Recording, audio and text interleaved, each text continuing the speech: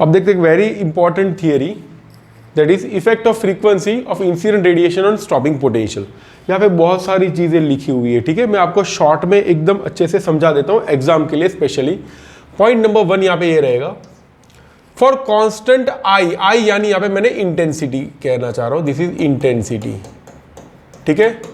तो फिर से पहले फॉर कांस्टेंट इंटेंसिटी, यहां पे ये इंटेंसिटी कांस्टेंट है, ठीक है, for constant I and different values of F, F यानी फ्रीक्वेंसी, जैसे यहाँ पे म्यू लिखते हुए मैंने यहाँ पे एफ लिखा हुआ है। So for constant I and different F, frequency को चेंज करने से स्टॉपिंग पोटेंशियल चेंज नहीं होगा और जो करंट है वो हमेशा सेम ही रहेगा, ठीक है। तो फिर से पहला पॉइंट क्या कहते हैं, दैट इंटेंसिटी को कांस्टेंट रख के फ्रीक्वेंसी को चेंज करेंगे, फिर से इंटेंसिटी को कांस्टेंट रख के फ्रीक्वेंसी को चेंज करेंगे तो क्या होगा, स्टॉपिंग पोटेंशियल चेंज होगा, electric current, saturation current change नहीं होगा, ठीक है। This is point number 1।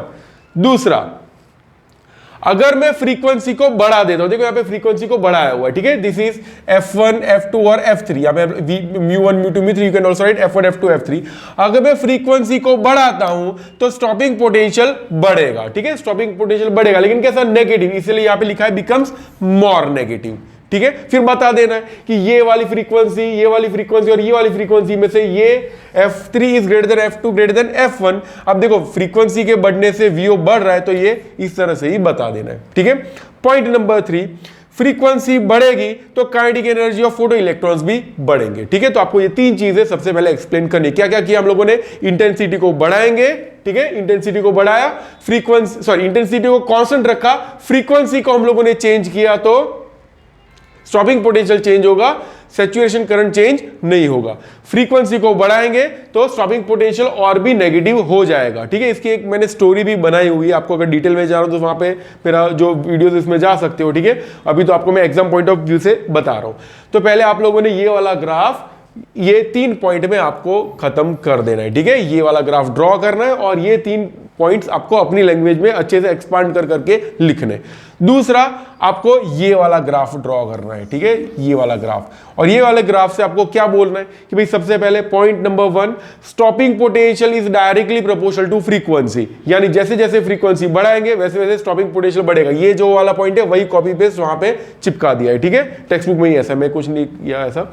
Next, there exist FO for which VO is 0, ठीक है, एक ऐसी फ्रीक्वेंसी हमेशा एग्जिस्ट करेगी जिसके लिए स्टॉपिंग पोटेंशियल होगा ही नहीं, ठीक है, उस फ्रीक्वेंसी को क्या बोलते हैं, कट ऑफ फ्रीक्वेंसी, ठीक है। तो आपको इसमें कट ऑफ फ्रीक्वेंसी क्या होती है वो एक्सप्लेन करनी है। तो पहले ये ग्राफ ड्रॉ किया, ये वाले पॉइंट, ये वाला ग्राफ किया, ये 2 पॉइंट, क्या, VO प्रोपोर्शनल टू F, और दूसरा क्या एक्सप्लेन किया, स्टॉपिंग फ्रीक्वेंसी, ठीक है।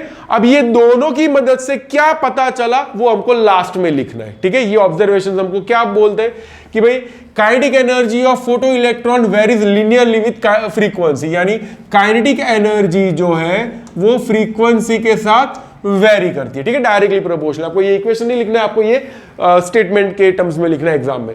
So the maximum kinetic energy of photo electrons varies linearly with frequency of incident radiation but is independent of intensity, यानी इट इज आई जो है वो यहाँ पे कांस्टेंट रहेगा, यानी इंटेंसिटी कांस्टेंट रहेगी।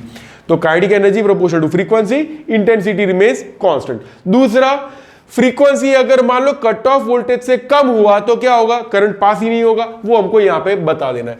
फॉर अ फ्रीक्वेंसी एफ, या म्यू लिखा हुआ, एफ भी लिख सकते हैं, frequency F of incident radiation lower than the cut off frequency, V O से अगर कम हुआ, एफओ से कम हुआ तो फोटो एमिशन नहीं होगा, चाहे कितनी भी इंटेंसिटी क्यों ना बढ़ा दे, ठीक है, उसको स्पेसिफिक फ्रीक्वेंसी चाहिए होती है। और ये जो फ्रीक्वेंसी है उसे हम लोग क्या बोलते हैं, threshold frequency, minimum cut off frequency जो है उसे थ्रेशोल्ड फ्रीक्वेंसी भी बोलते हैं, ठीक है। यहां तक आपको एग्जाम में लिखना है, ठीक है।